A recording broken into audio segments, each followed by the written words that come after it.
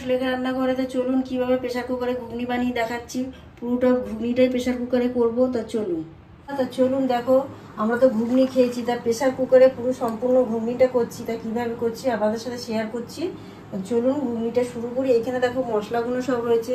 রসুনটা থেতো করে নিয়েছি, আদাটা পেস্ট করা, আলুটা এখানে আছে, দুটো পেঁয়াজ আছে, একটা গোটা টমেটো আছে। তা গ্যাসটা এবার ধরিয়ে দিচ্ছি, প্রেসার কুকারটা বসিয়ে দিলাম। প্রেসার কুকারটা গরম হয়ে গেছে, আমি এখানে দিচ্ছি সাদা তেল। আর খুব সহজে তাড়াতাড়ি এই ঘুগনিটা হয়ে যায়। দেখো এটা দেখো গরম হয়েছে, এখানে দিচ্ছি গোটা জিরে, দারচিনি, লবঙ্গ, এলাচ দিয়ে দিলাম। তবে দেখো রসুনটা ভালো করে নেড়ে দেবো। এরপরে দেবো, দেখো রসুনটা একটু হালকা লাল হয়ে গেছে, দিয়ে দিলাম পেঁয়াজ। এরপরে দেবো দেখো আদা। এবার আন্দাজ মতো নুনটা দিয়ে দিচ্ছি, কাসুরি মেথি দিচ্ছি। কাসুরি মেথিটা যদি আপনারা হাতের সামনে না থাকে তাহলে দেবেন না। হলুদের গুঁড়ো, জিরের গুঁড়ো, মশলাগুলোকে ভালো করে নেড়ে দেবো। দেখো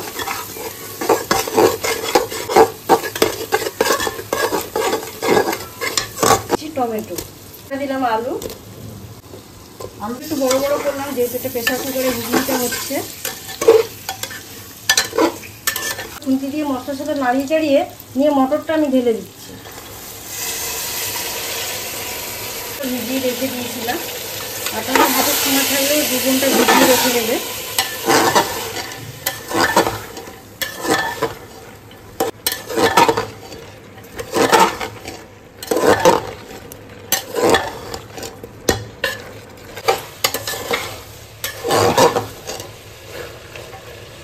দু 3 মিনিট ভালো করে মশলাটাকে একদম মশলার সাথে মাখিয়ে নিয়েছি। দেখো রেডি হয়ে গেছে একদম।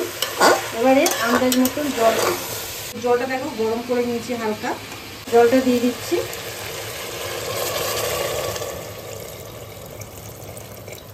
ভালো করে নাড়িয়ে দেবো জলটা দিয়ে। দেখো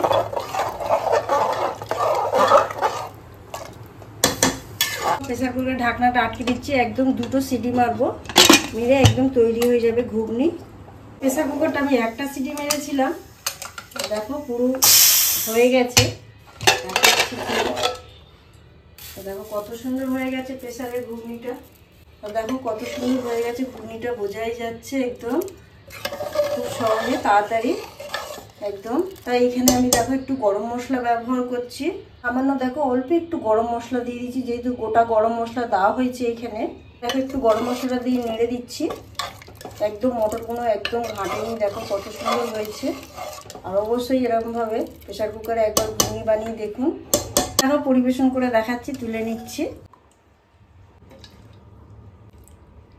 দেখো এর উপরে পেঁয়াজ আর শসা ছড়িয়ে দিচ্ছি, দিয়ে পরিবেশন করছি।